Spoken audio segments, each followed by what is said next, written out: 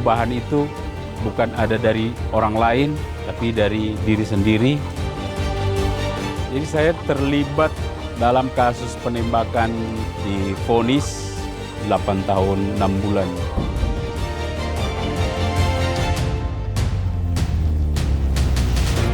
Tidak pernah tahu namanya, tapi akhirnya baru tahu ternyata oleh pemerintah dicap sebagai organisasi teroris. Mantan napi teroris jenazahnya tidak diterima dikubur di daerah itu, tapi alhamdulillah saya masih diterima sama keluarga dan masyarakat. Apa yang pernah saya lakukan dulu itu, saya anggap itu adalah satu kesalahan.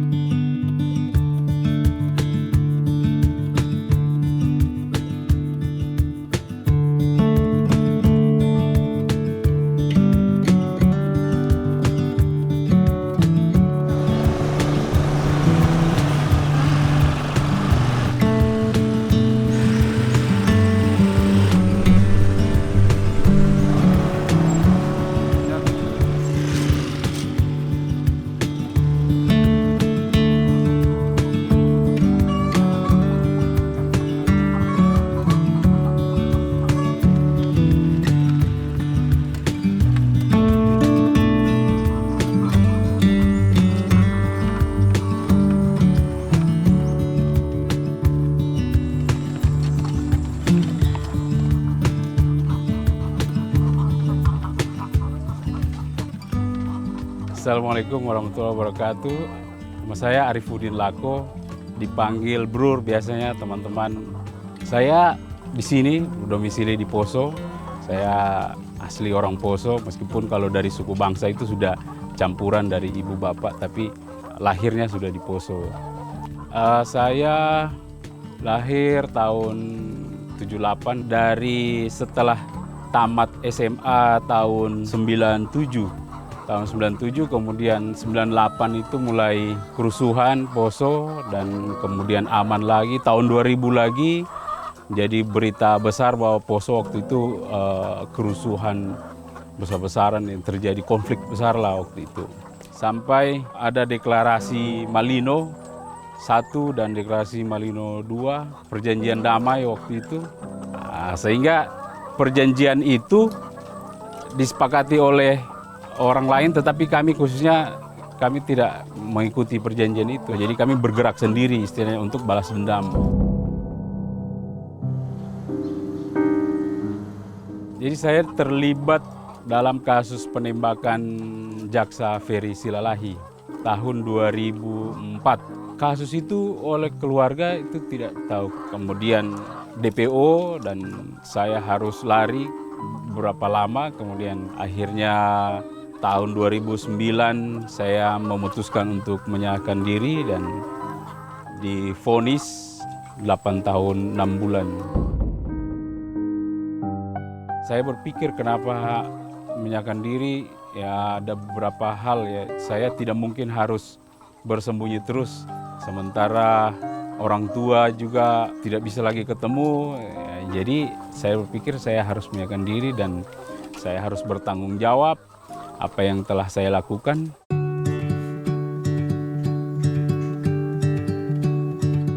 Saya pas ketemu ibu itu, beliau juga kaget. Saya tiba-tiba muncul di rumah kan setelah sekian lama menghilang bertahun-tahun.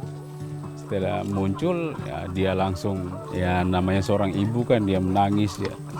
Setelah itu saya utarakan saya harus menyerahkan diri, ya dia bersyukur. Karena saya ikut di jamaah ini tidak pernah tahu namanya, ikut karena saya pikir mereka para ustadz itu yang masuk di Poso, mereka mau membantu, ya kami perlu bantuan, silahkan kami terbuka. Tapi akhirnya baru tahu ternyata oleh pemerintah dicap sebagai organisasi teroris. Makanya akhirnya begitu kami berbuat kasus dan ditangkap, divonis, dikenakan pasal teroris.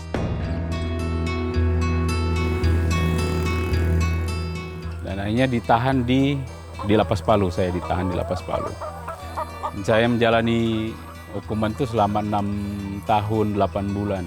Selama di dalam lapas ada beberapa kali pelatihan yang dilaksanakan oleh pihak lapas sendiri, dari BNPT juga. Jadi ada beberapa pelatihan keterampilan bengkel, keterampilan kayu, tukang kayu macam itu.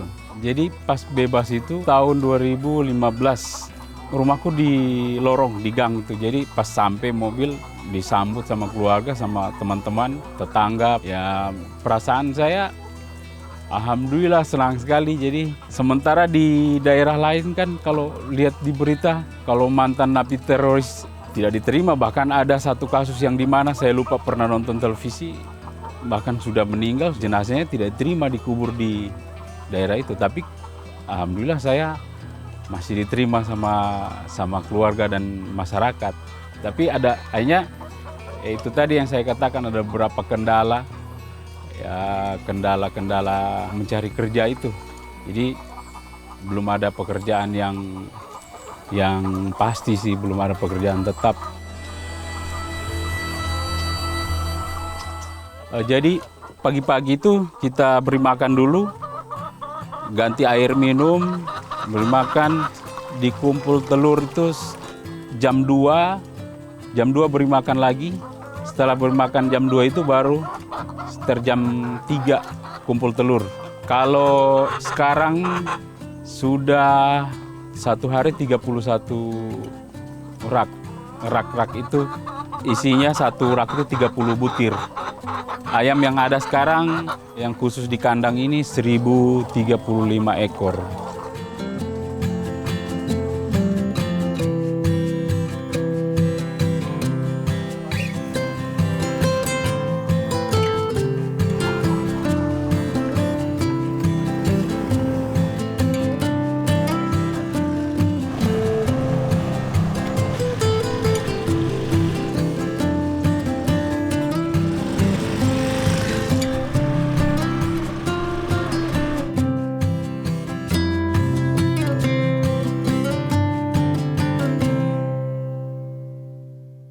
Kendala dalam beternak ayam petelur ini, yang pertama penyakit pasti, virus. Jadi kalau sudah musim hujan atau pergantian cuaca ekstrim, itu biasanya ada yang mati. Itu yang mati sampai 4 ekor biasanya, 2 ekor.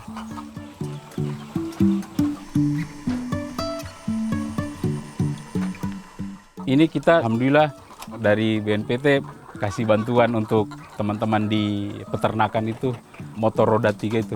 Alhamdulillah untuk mempermudah operasional. Beli pakan, itu sangat butuh sekali. Pesan saya juga sama teman-teman, jangan patah semangat. Perubahan itu bukan ada dari orang lain, tapi dari diri sendiri. Meskipun banyak bantuan yang datang, tetapi kalau kita tidak mau merubah diri sendiri, itu tidak akan bisa. Yang pertama adalah modal semangat dan niat yang bagus, niat yang baik, bismillah. Terus berusaha, pekerjaan apa saja yang penting halal. Mau beternak, mau tukang ojek atau nelayan, bertani, semoga sukses.